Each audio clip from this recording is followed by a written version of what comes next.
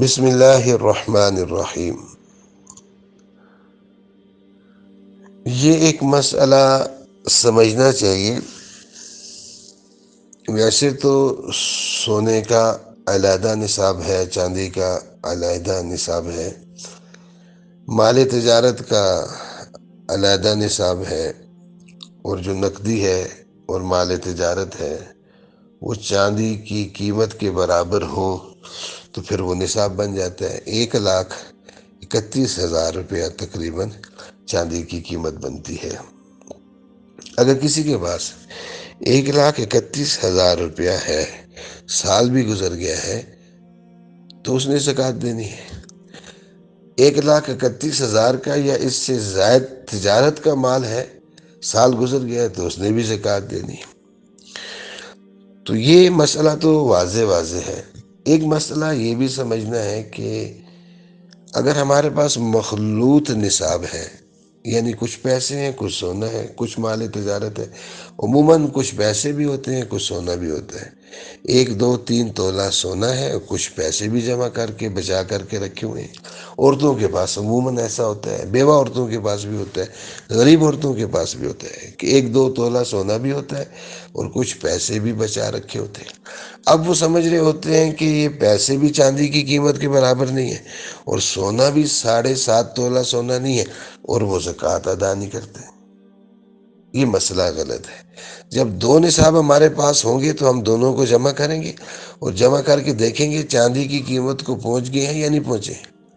اب جیسے 1 تولہ سونا ہے اور ساتھ کچھ نقدی بھی ہے، تو اب ہم نے جب اس کو ملایا تو وہ چاندی کی قیمت سے اوپر چلا گیا، 1,31,000 سے بھی اوپر چلا گیا، تو اب اس سونے پر، ان پیسوں پر بھی زکوٰۃ ہے۔ یہ مسئلہ نہ سمجھنے کی وجہ سے بہت سارے لوگ جو ہیں وہ زکوٰۃ ادا نہیں کرتے ہیں۔ صاحب نصاب ہونے کی وجہ سے قربانی بھی نہیں کرتے ہیں، اور صاحب نصاب ہونے کی وجہ سے وہ زکوٰۃ کے مستحق نہیں ہیں اور زکوٰۃ لے لیتے ہیں۔ وہ سمجھتے ہیں کہ ہم تو غریب ہیں، ہمارے پاس تھوڑا سا سونا ہے، تھوڑے سے پیسے، جبکہ وہ خود صاحب نصاب ہیں، وہ زکوٰۃ کے مستحق نہیں ہیں۔ میں ساتھیوں سے عرض کرتا رہتا ہوں، زکوٰۃ دینے والے نے بھی مسائل پوچھنے ہیں، اور زکوٰۃ دینے والے سے زیادہ زکوٰۃ لینے والے نے مسائل پوچھنے ہیں۔ آیا میں اس کا مستحق ہوں؟ ایسا نہ ہو کہ میں کسی اور کا حق لے لوں۔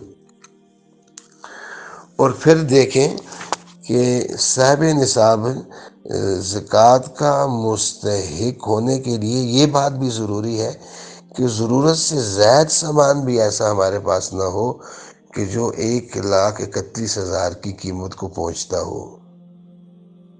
یعنی ہمارے پاس پیسے بھی ہیں اور کچھ ضرورت سے زائد سامان بھی ہے جو پورا سال استعمال نہیں ہوتا ہے، ضرورت سے زائد ہم نے اپنے گھر میں بچا کر رکھا ہوا ہے، سنبھال کر رکھا ہوا ہے، تو پھر بھی میں زکوٰۃ نہیں لے سکتا ہوں۔ ضرورت سے زائد جو سامان ہے، اگر وہ زکوٰۃ کے نصاب کو پہنچ جائے تو اس پر زکوٰۃ تو فرض نہیں ہوتی ہے، زکوٰۃ تو فرض نہیں ہوتی ہے، لیکن یہ زکوٰۃ کا مستحق نہیں رہتا ہے، صدقہ فطر اس پر فرض ہو جاتا ہے، تو یہ صدقہ فطر ادا کرے گا۔ اور جس پر صدقہ فطر واجب ہو وہ زکوٰۃ کا مستحق نہیں ہوتا ہے۔ جس پر صدقہ فطر واجب ہو، جس نے صدقہ فطر دینا ہے، وہ زکوٰۃ کا مستحق نہیں ہے، وہ زکوٰۃ نہیں لے سکتا ہے۔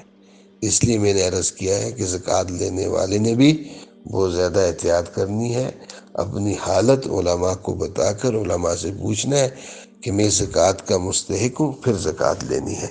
اللہ تعالی ہمیں ان مسائل کو سمجھنے کی اور سمجھ کر عمل کرنے کی توفیق عطا فرمائے۔